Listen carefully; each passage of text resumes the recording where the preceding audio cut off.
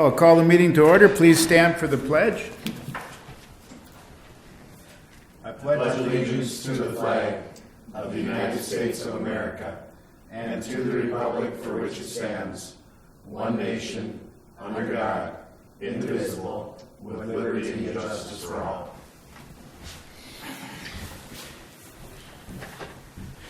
We'll have roll call, please. Councilmember Waller? Yes. Selby? Pellickson? Yes. Miller? Yes. Mayor Hughes? Yes. We have one change on the agenda.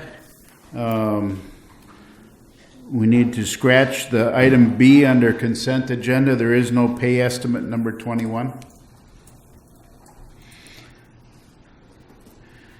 And citizen comments. We have some visitors.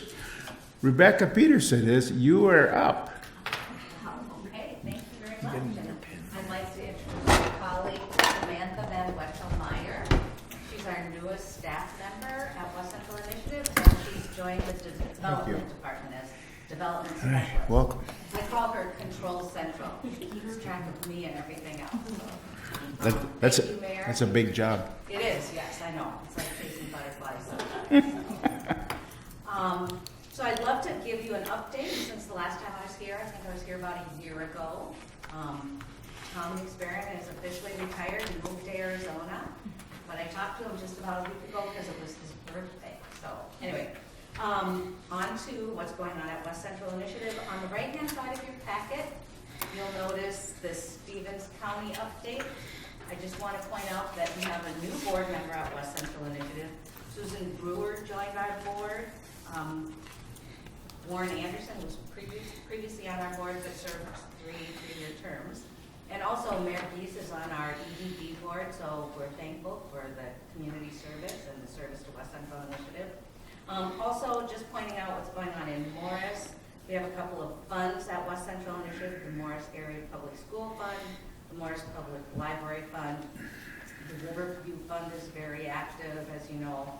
So a lot of activity, and I had Samantha, Control Central, print out an update for me of all the activity going on in your community. And in the last 3 years, with your community funds and the funds from West Central Initiative, grants invested in your community have totaled $497,914, and the loan program has invested $338,500. So I hope you feel the effects of some of the work that we've been partnering with you on. A couple of the grants that I just want to point out, Blaine and I were talking about the planning grant that you've been working on, the strategic plan. We've made a couple of change maker grants here, $5,000 grants. One was to the Lunch Buddies, the other was to support the Raise the Barn Fund. So, we're hoping that we can do more here. We'd love to hear from you what some of your concerns and needs are. We're hearing from most of our communities and counties that childcare is a big issue. Our childcare development person, Nancy Joseph, has been spending a lot of time at the legislature trying to see if we can find a statewide solution to this problem. I know all of our communities are struggling because we have a waiting list for empty spots and there just aren't any. We know that housing is an issue. Is that an issue here in Morris? I'm assuming yes. And workforce shortage, so we're working on that for our Live Wide Open program. So I want to draw attention to the left-hand side of your packet, just behind the letter. We'll get to the letter in a minute. Mayor Geese was part of our exercise last month where we reviewed the new strategic priorities that West Central Initiative has adopted. And this sprang out of a lot of work with staff and board. So you'll notice at the very center of the gear, our strategic priorities are investing in local, reimagining regional, and by that we mean we know that people may live in Morris, but they maybe work in Alexandria or vice versa, that people are living more regionally than just in their communities of origin. Also educate, activate, and celebrate. Then we move to the next gear, which is based on the develop MN cornerstones of community resource, human capital, foundational assets, and economic competitiveness. And that's our planning piece. And then we move to the outer gear. Our new president and CEO, Anna Wasesha, really honed in on the fact that a lot of the work here in West Central Minnesota has global implications, as well as the world has an impact on what's happening here locally and regionally. So in the exercise that we did with our board and the EDD board, we took all 17 of these sustainable development goals, and people went around and put sticky notes about what was happening in their communities, and it was awesome. I mean, we have sticky notes on every single one of these. I think every community probably has a food shelf, working on quality education, water quality, all of these issues. Anything you want to add to that, Mayor Keys? Because I know you were part of that exercise. No, I thought it was really kind of eye-opening for me anyway. Just all the things that are happening in other communities too. I mean, I knew what was going on in Morris, and I could put little post-its on the things that affected Morris. But it was really interesting to find out the differences that other communities have to us, and certainly the similarities. You know, there's a lot of similarities. You know, like you said, you know, workforce and child care, you know, a lot of issues like that. So one of the most prominent sustainable development goals in my mind is just that, the partnership goal, number 17, partnerships for these goals. And I think as we work as a region to solve some of these issues and problems together, we will make our region stronger. That being said, and I did sort of forewarn your city manager that I was going to not only thank you for your past support, but ask you if you would consider a slight increase in support. One of the reasons for doing this, I've been talking to our Live Wide Open staff. I think you're familiar with the Live Wide Open program, which is to market this region as a destination to work, to raise your family. And we're planning a big conference a year from now. And so they're doing a lot of social media. We'd like to do more to market this area. And since we haven't asked cities and counties for any kind of increase in 10 years, rather than come to you twice, like for West Central Initiative and then again for Live Wide Open, I just folded a slight increase into the ask for the next 3 years of moving you from $2,000 request to $2,500 request for the next 3 years. And you don't need to decide today. I just want to put it out there for consideration, as well as mention that also in the last 10 years you haven't decreased your funding to West Central Initiative. We appreciate that too. So we really appreciate your investment in our work. We think it's a great partnership. As we increase the number of staff we have, we hope we can do more. Any questions for me? One thing when you mentioned that, it kind of rang a bell with me, the partnerships for the goals. And one of the things that we talked about was, you know, Morris may be striving to get this business or whatever, but what we really need to do is support our whole region. And if, let's say, Glenwood gets a business that we'd like to have in Morris, but if they get it, Morris will probably benefit, because we would sort of be a bedroom community to that, and the economies would both thrive because of it. I couldn't agree more, and it must be a mantra you have here in Stevens County, because last year when we went to the county commissioners, one of the commissioners said exactly the same thing. If we're going to lose a business from Stevens County, let's make sure it stays in Douglas County or Polk County or in our region, because we are thinking more regionally, that people may live in a different community than where they work. So, Right. agreed. Yeah, good point. Thank you. Thank you. Thank you. Okay, sounds good.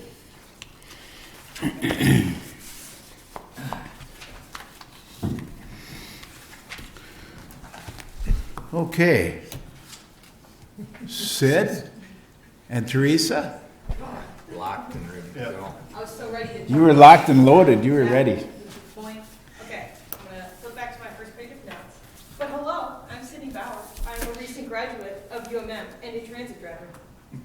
Hi, I'm Teresa Boyd, and I'm a recent graduate of Morris Area High School. I'm not a transit driver. We are coming to you today just to let you know about an event that we are going to do and that we are going to have in Morris in September. And so before we tell you about that, I want to tell you some context. Some of you may know of Greta Thunberg. She is a 16-year-old Swedish high school student, and she has been striking from school every Friday for, I think, a year now. The year anniversary came up because of the climate crisis. And she's been going to the UN and going to her parliament every Friday and striking and making noise about this and speaking in front of big, important people, because she knows that if we don't do something about the climate crisis, there will be no point in going to school on Fridays, because society will not extend that way. It will be bad news for all of us, and especially our young people. So she's been striking, and other students from around the globe have joined her. And so on Fridays, they now do Fridays for Future. And she does not go to school, and they go to their governmental buildings, her and her cohorts, and people from around the world who have never met her before. And so this 16-year-old in Sweden basically started a global climate movement. And now, because of that, they're going to host, the ominous they, Greta and her associations will host the global climate strike in September. And there's going to be 2 different days. It's going to be September 20th and 27th. They're both Fridays. And we are going to plan one, Teresa and I. And we reached out and said, who would like to join us? And we had a bunch of people say, yes, I would like to join you. And so we're here to tell you that we're going to do it. We're going to have a West Central Minnesota climate strike organized by youth, but for everyone. So Teresa's got some details on it. So we are inviting students from every school in Morris, including St. Mary's, the elementary school, the high school, and UMM, to come and join us in this climate action event. We won't be striking on the days that are organized or set up officially on the website. Instead, we've chosen the 19th and 20th of September, a Thursday and a Friday, to A, make it easier on UMM students so they're not missing 2 Friday classes in a row, and B, to avoid conflict with the high school homecoming celebrations. We have a meeting on Thursday with school administration of the high school and the elementary school to make sure that this is going to work for the students as well as us, because we don't want the students being punished for trying to fight for this. We basically have 2 separate plans for each day of the strike. The first day is going to be more education-based. It's going to be talking about how do we see climate change in the Morris area. What is the Morris model up to? What is the Morris model? And we're going to have a discussion about why it is important for a climate strike in Morris among different peers. On the second day, it's going to be a bit more of an action day. We will be writing letters, and it will also feature a march to a meeting center to gather and sort of strengthen youth voices for them to all collaborate together to try and make as big a movement as possible. So the reason we wanted to come to you today was to let you know that we're doing this. We'll have final details sorted out after our Thursday meeting with the administration, and then this weekend we're going to have a meeting with our larger planning group, which is kind of fun to say, about blurbs that we're going to send to Marshall specifically, and to Ray, and let everybody know, and Facebook posts. And we came to you to ask that you share those things and tell the people that you know, because you all know a million people, so that the word gets out. And we also wanted to make it clear that this is not a Morris climate strike, this is a West Central Minnesota climate strike, because we're the only ones in West Central Minnesota organizing one of these. There's a couple, I think there's 2, maybe in the cities and in the suburbs. So it's a big deal that it's happening in Morris, out of all places, in West Central Minnesota. You are all more than welcome to join in our planning meetings, or if you know somebody who might want to, let us know. We'll send out, we have a big email with information that we can send. If you have any questions, you know who we are. You can find us fairly easily. We're very excited about this, and we were also very excited how many other people were excited about this. And so we thank you for letting us speak, and we're excited to have a global event in Morris, a global climate event here, Morris, Minnesota. So thank you. That's all. Thank you. Okay. Anyone else for citizen comments?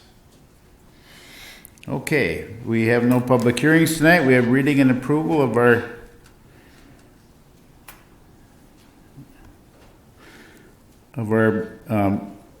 August 13th minutes. I'll move approval of the regular minutes from our August 13 meeting. I'll second. Any discussion? All in favor say aye. Aye. Opposed? Carried. And we have the same condensed version of the minutes. I'll move approval of the condensed version of the minutes. I will second that. Any discussion? All in favor say aye. Aye. Aye. Opposed? Carried. And we have the consent agenda consisting of the audit of city bills, the GAM reports from the Eagles and the hockey, the July 16th tree board minutes, community ed information, revenue and expenditure report for July. I will move approval of the items on the consent agenda. I will second. Any questions or comments on any of the items in the consent agenda? Line item 76, St. Croix Rec Fund Playgrounds, new park playground equipment for $20,843. Yep. That's for new equipment besides, didn't we get equipment this spring? I don't know if we just got the bill now or what, but, that's what I it's thought that was for. our intent, that we'd gotten it this spring, and we talked about it a little bit last meeting. It hasn't been put up yet, so. I know that, but I'm just curious that we're just getting it, or we just got a bill for it now, we're just paying for it, just seems. But this is from the stuff that we did for this year. Yep, it should be It's this not year's that we stuff. did It's nothing, something. it's nothing for next year. Okay. Thank you. Is that where's park equipment gonna go? Is that all east side or? There's a couple pieces that are gonna go out to Pomni Terre, East Side Park. I think there's one piece that's gonna go into Wells Park. Cool. Yeah. Good. And so they're gonna put them in as soon as school starts. So next week I think they're doing the locates this week for that. So we'll get them put up. Oh, that's right. 64, I see we got the bill from the mud jacking. Are they completely done now, or? They should be. I'm not aware of anything else that they're gonna wind up doing for us. Okay. All right. 82, that line item 82, for the carpet, chamber carpet, is that still in this building, or when you say chamber carpet, are you talking about what carpet? So there's in City Hall, and then Oh, okay, this is getting replaced too. You can- So this is the chamber that you're. Yeah, the council chambers. Okay.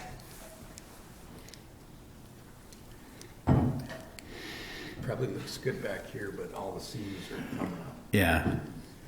I think I remember when this was replaced. Any other comments or questions on any of the items on the consent agenda?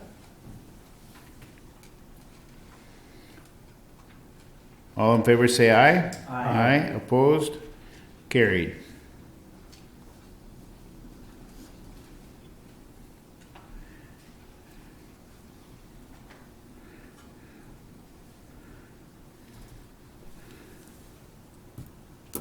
Okay, ordinances and resolutions. We have resolution approving a school resource officer agreement for the 1920 school year. You wanna make a few comments about it? Sure. Reggie?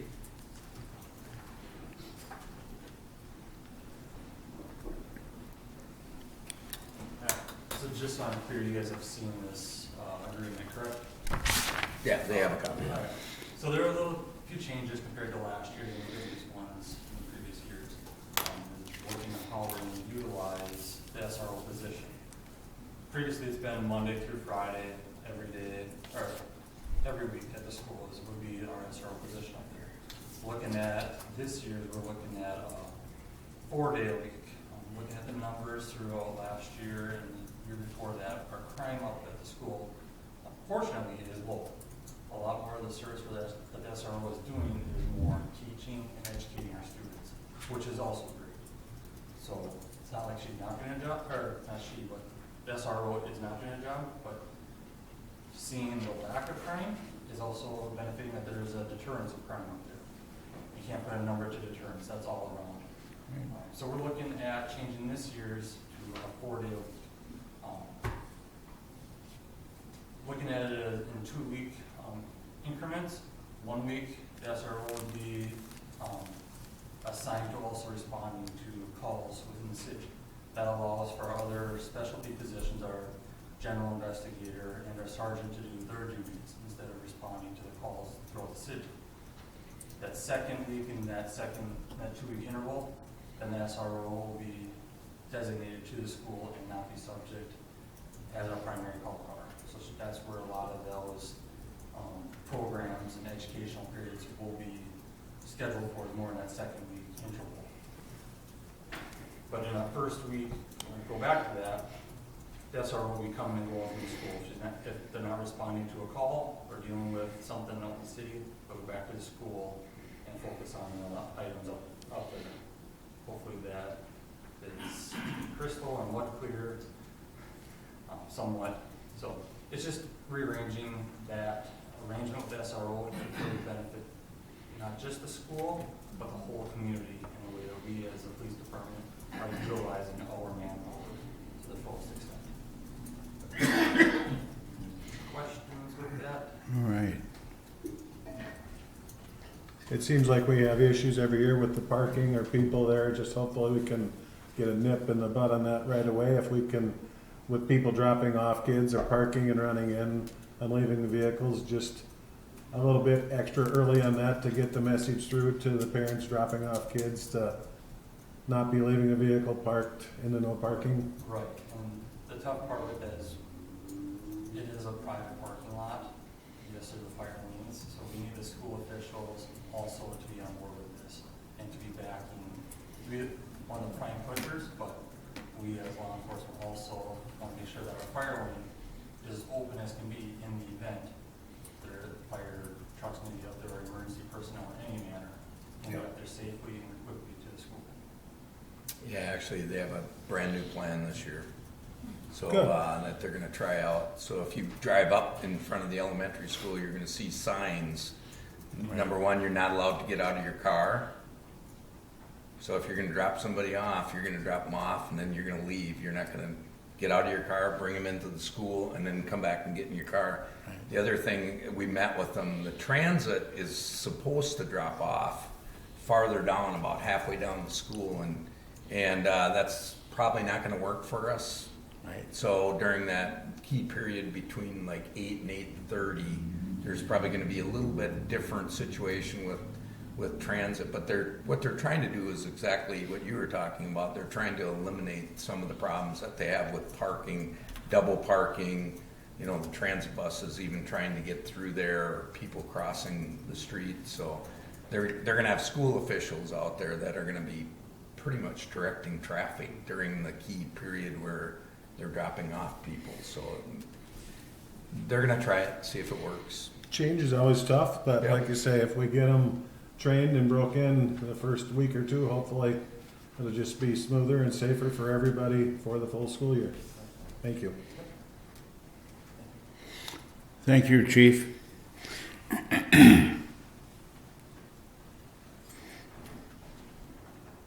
I'll move on that resolution approving the school resource officer agreement for the 2019-2020 school year. I'll second that. Any further discussion? We'll have roll call vote on the resolution, please. Councilmember Salvi, Wallers, Yes. Miller, Yes. Gullickson, Yes. Mayor Heath. Yes. We have a resolution approving change order number 2 to the 2017 Morris Water Treatment Facility project. So we have Ryan, our engineer from Bolton and Meng, that he's going to explain that to you. So this, we were rehabbing the wells and we got to the very last well. And the last process that they do is install this pitless unit. So they dig down and cut the casing to install this pitless unit. When they did that, we realized there was a inner casing that was undocumented. Department of Health is involved to inspect these things, and it doesn't meet code because there has to be at least a 3-inch annular space for them to grout and seal in between casings. So they're making us bring the well up to code. And with the age of the well and how this inner casing was installed, we recommend that just seal the well and drill in the And that's already been done, right? It has not been. Oh, it has not been? No. No, that's what the change order is for. And Oh, then, okay. if approved, the change order was 120 days they have.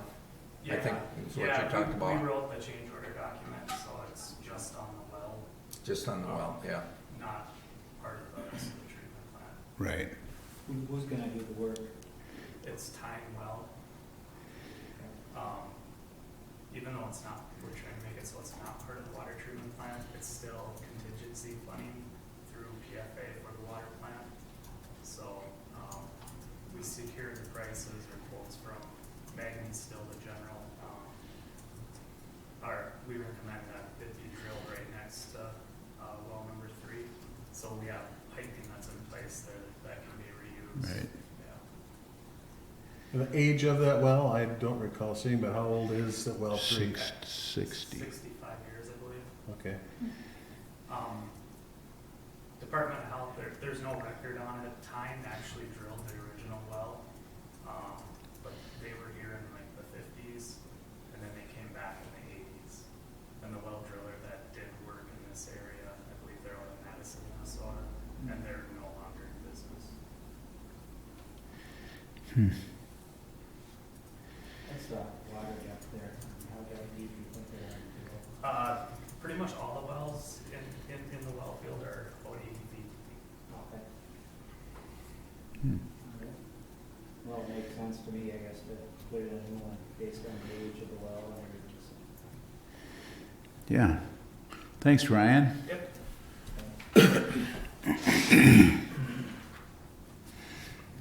Yeah, it certainly sounds like something that's got to be done. I will move a resolution approving a change order number 2 to the 2017, should that be 17 is when we started? Yeah. Morse Water Treatment Facility Project for the replacement of well number 3. I'll second. Any further discussion? Will a roll call vote on that resolution, please? Councilmember Miller, Yes. Gullickson, Yes. Wallers, Yes. Salvi, Lear, Keys. Yes. If you could, I asked him to just give a quick update on where we're at with the water treatment plant. Oh, sure, yeah. So the plant started up, it was the beginning of June was our official startup date. And I think it was around June 13th, or July 13th, that we've been getting really good results, consistent results. And Ryan Mogar, the operator, has been doing a great job. We figured the learning curve would be kind of a roller coaster for probably about 3 months, until he got really used to managing the system and the chemical feed systems and the clarifiers. So that's been going great. They're doing site work right now. I just saw today that they're doing the wear course paving for the plant drive. The landscaping companies in there, planting shrubbery and trees. Seeding is planned for 2 to 3 weeks. And they're already like 50% done with like a preliminary punch list as well. So it's been a pretty successful project. Great. What's the hardness now It's coming on? 100 milligrams per liter, which is about 6 grades per Okay. gallon. We've seen in the data, like our target in design was 5 to 7 grades per gallon, and it can easily be done. So, Good. the roller coaster, what would happen is we'd lose control of the sludge blanket and the clarifier, and that's actually what is removing the hardness. And it just took time to get used to managing that. So, but he's been doing a great job, like basically the last month and a half. So, Good. yeah. Great. Thank you, Ryan. Thanks, Ryan.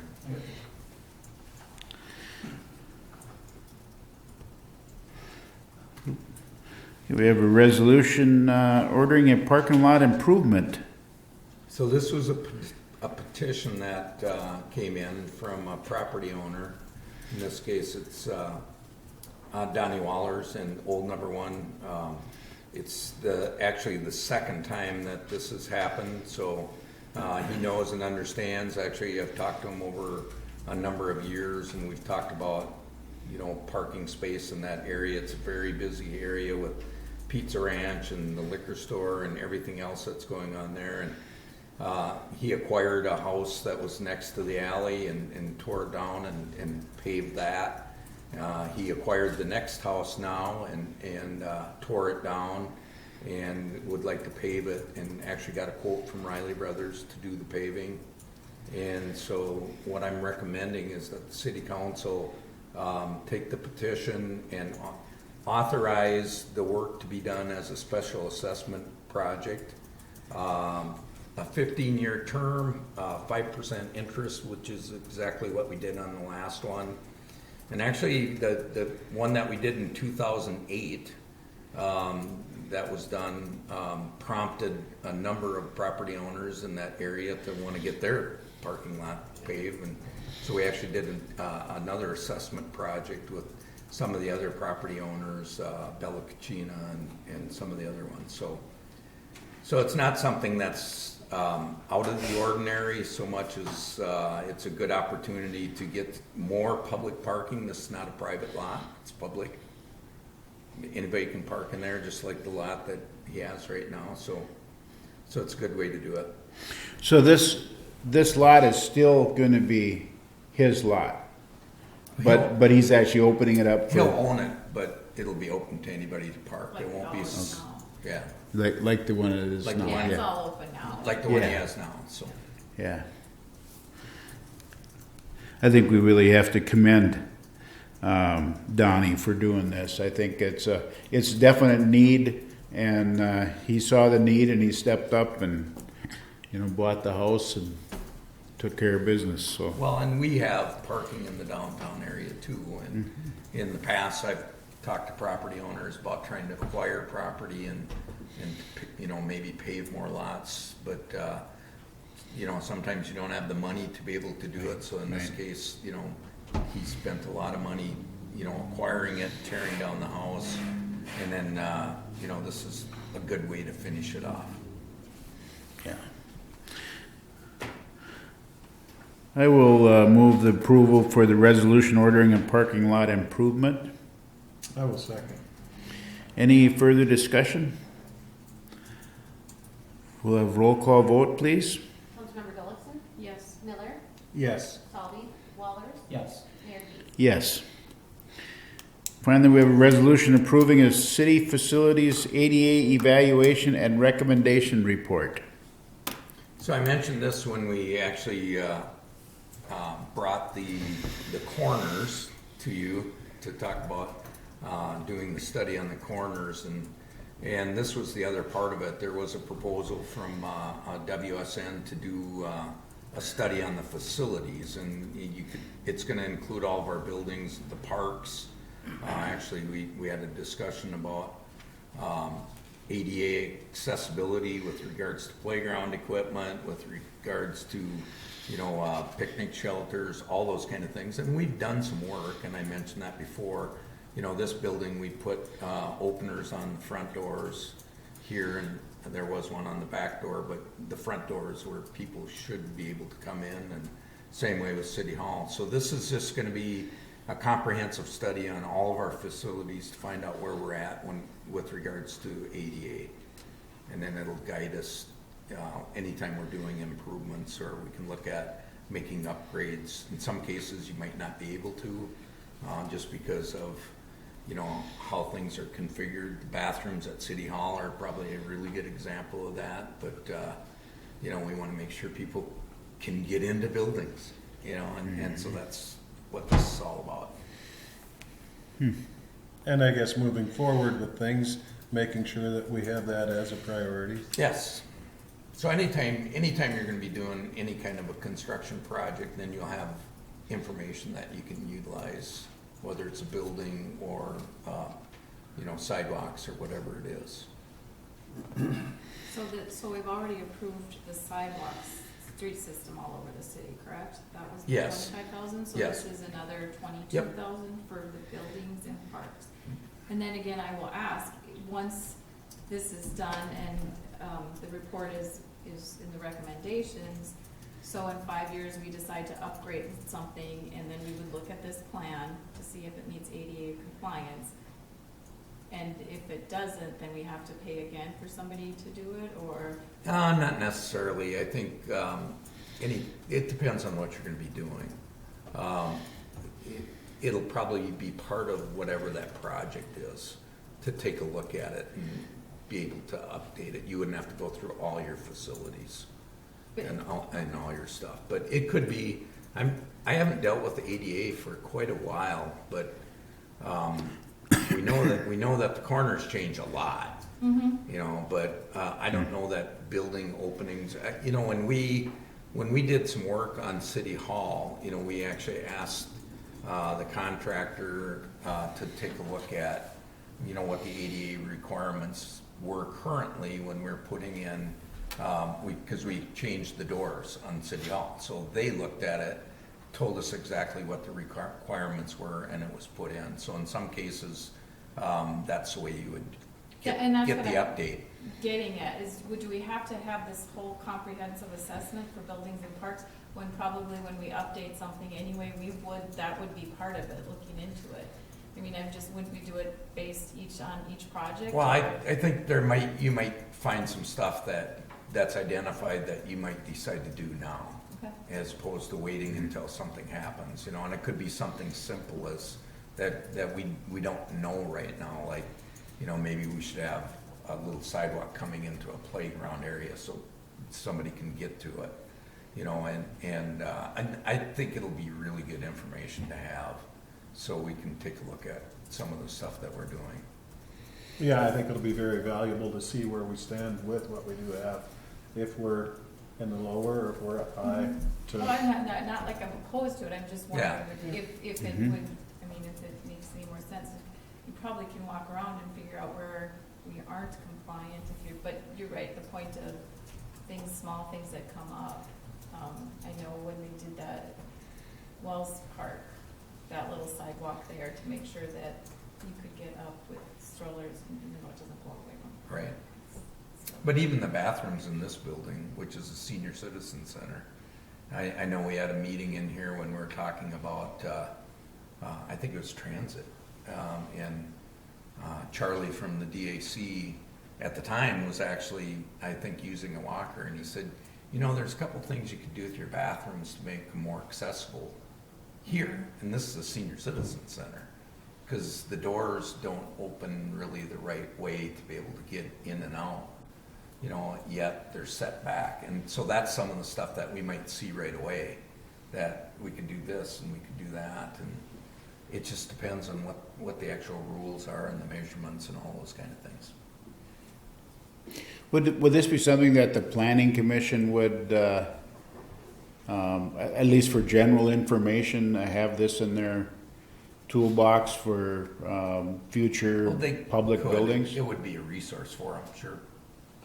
But you're right, it should be kind of used if there's something coming up that, hey, let's take a look at this plan to see what other requirements might be made if we're approving, if their planning commission is approving something. Right, right.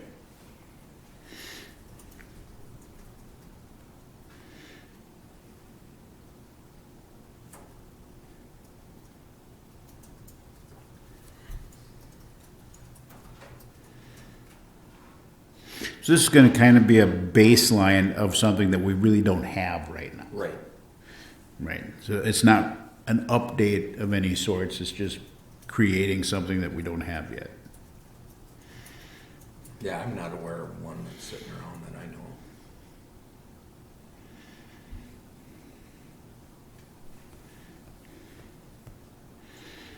Good place to start. I'll move on that resolution approving the city facilities ADA evaluation and recommendations report. I will second. Any further discussion? We'll have roll call vote on that resolution, please. Councilmember Wallers? Yes. Shelby? Gullikson? Yes. Miller? Yes. Mayor Heath? Yes. City managers report. Working on budgets, so the next meeting, we will have the preliminary budget and levy to present to you, and we're just working through some of the last minute parts of that. A lot of big numbers You know, there's, you know, anytime you have a lot of equipment and a lot of personnel and things like that, there's a lot of big numbers. I actually just went through all the bonding information today, and it looks like our bond payments coming up for next year, the taxes required for them is gonna be less. Deb does a really good job of reviewing all the bond funds to determine how much money's in them and exactly what we need to be able to make the payments, so that helps a little bit. There's some recommendations I'm probably gonna make on certain things, like maybe, you know, paying off a last payment. You know, the key is how much money are you gonna levy in taxes? You know, I talked about doing about 3% in tax levy and holding it at that, and that's probably what I'll have for a preliminary levy. I don't think I'm gonna go up to 5 on it, but the one, you know, we had that information meeting on insurance. Workers' comp insurance went up, liability insurance went up, and it affects some of the departments more than other departments, depending on, you know, what they're seeing for claims and things like that, and that's all factored into it. We still haven't heard on our health insurance. We should find out probably in the next week or 2 weeks, but we do have a planning number that we're putting into it. So busy working on that, and I'll have a couple recommendations on some projects that are maybe outside the normal budgeting process, like we talked about Chiswick parking lot, you know, and be able to maybe do up a nice parking lot with some drainage, and then we wouldn't have to fight with it anymore. There's a couple other items too that I'll present to you. So that's on budget. Parade permits, that was an interesting exercise that we went through. Reggie got involved with that, but MnDOT changed the rules on parade permits. So if you're gonna close down a state highway, you're gonna have to provide a $2 million insurance policy that covers them in case anything happens on their highway. Fortunately for us, as a city, we do have that policy, and we were able to provide a certificate of insurance for Prairie Pioneer Days, since it is an activity of the city as well as the chamber. But when it comes to all the other parades that people are applying for to close down the highway, like a homecoming parade or a university homecoming parade or parade of lights or anything like that, in order to get a release from the state of Minnesota, you're gonna have to provide, actually go online, fill out a permit, and you're gonna have to provide them insurance coverage. And I'll be recommending that before we ever partake in that we'll be covered too as a facilitator of that. And I think the school will be okay. I think the university will be okay. I'm not quite sure about the Chamber of Commerce, what their insurance coverage is. So that was a big change. We didn't know that was gonna come, but they changed how they did that. We're getting ready to go to Germany, so it's unfortunate the mayor couldn't go, but actually a couple school board members are gonna be coming this year, so it'll be a good opportunity for them to see what's going on over there with the education and all those kind of things. There's going to be a law enforcement event, recognition event in September. Carol Wilcox called me about it. State aid, we had to recalculate the state aid road mileage, and you know, part of this, we talked about it before, as we're doing, I think the last big project we did was Oregon Avenue, where that is a state aid road, and we adjusted some mileage, and so when you adjust some mileage in, adjust some mileage out, and actually what happened was, they came out and they surveyed all the state aid road mileage, the state did, and determined that we had a little bit more on the books than what we should have had, and so then they did require that there was a payback, and we thought it was going to be adjusted out of the actual allocations that we get, but they took it off of the last pay request we made for 7th Street is the way they got it back, and so then we'll have to recommend an adjustment before the end of the year as to how we take care of that. But all the mileage is set now, and all the roads are locked in on our state aid map. Really quickly here, we're gonna probably come back to you and recommend that we do a sidewalk survey. We talked about they're gonna be surveying every corner of every block in the city of Morris, so it makes sense that we probably just take a look at the sidewalks. And get a good feel for a basic, whether or not it's good or bad. If you walk around, I mean, you could nitpick a lot of the sidewalk in Morris, but at the same time, if it's flat, even if it's cracked, it might be okay. But if it's popped up, we may have to take a look at doing something with that. And we talked about that a little bit.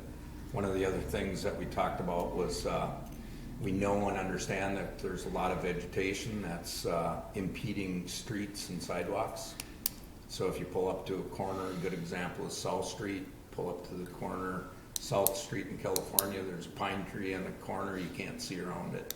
So in order to get into the intersection, you have to inch your way out so you can see. And there's other intersections in town that are the same way, where vegetation is growing out into the road or it's growing out over the sidewalk. I've had people complain to me about not being able to see around the corner because of vegetation, or to be able to walk a sidewalk. And there are a couple where the trees are hanging right over the top of the sidewalk, and they need to be trimmed so that you can walk under them.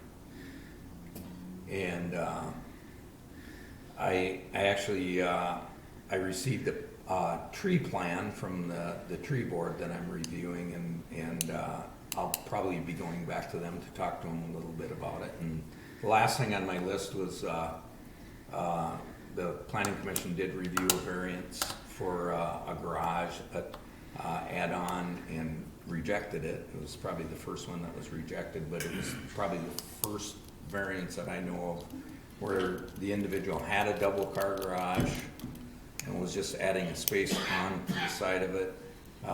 The Planning Commission has pretty much established that if you have a single car garage, they'll allow you to go closer to the property line to add another garage, so you have a double. But there's really no hardship if you already have a double car garage, because you can build sheds in the backyard and put stuff in there and things like that. So that actually got rejected by the Planning Commission, and there was no appeal back from the City Council on that. So that's pretty much where I'm at. Good. Any questions? On our sidewalks, when we do the surveys, can we get some type of a system, either a number system, a letter system, so we know where our sidewalks are, so we know instead of, it's cracked or it's uneven. We actually have a map. So we have something that'll tell us that, this is a 2 on a scale of 1 to 10, and these are 8, so that we know where we sit on those also, to try to, when we go out to enforce somebody to upgrade or repair their sidewalks, or the ones that we have to do, that we have some system. Yeah, and actually, we'll be sitting down with Jeff Kuhn to talk about that, because we have a map of all, and I actually had a college kid did that, and we had a pretty simple system. It was 1 through 5, and if you go walk on a sidewalk, you'll be able to figure out if it's fairly decent or not. There's some sidewalks with big dips in them. There's some sidewalks that have massive extensions coming off of them, and sometimes, as I indicated, sometimes they're because of a boulevard tree. It's pushing it up. Now that's something that we can come in and we can take care of, because we're responsible for the boulevard trees. But if it's just cracked and it's flat and you can walk on it and there's no real problem, that's probably going to be okay. But we'll sit down and we'll figure out what that system's going to be. But then you have to have somebody that can consistently do that to be able to look at it and make that determination. And then what we'll do, the last thing we'll do is we'll update our sidewalk map, and it'll be probably color coded. So if it's red, it needs to be fixed, and if it's green, it's okay. And actually, when we first had that done, that's how we identified for instance, on South California, that there's one lot without a sidewalk. So you can see green all along there, except for one little chunk of red, or one block that's not completed, you know, between South Street and First Street. Otherwise, you have a good, clean sidewalk. If you go down Oregon Avenue right now, you have a beautiful sidewalk all the way from 7th Street all the way down to the park. But then you can't go anywhere, because there's no sidewalk in the park yet. So you have to go out onto the road and then walk down the road until you get to the next sidewalk, come around the corner.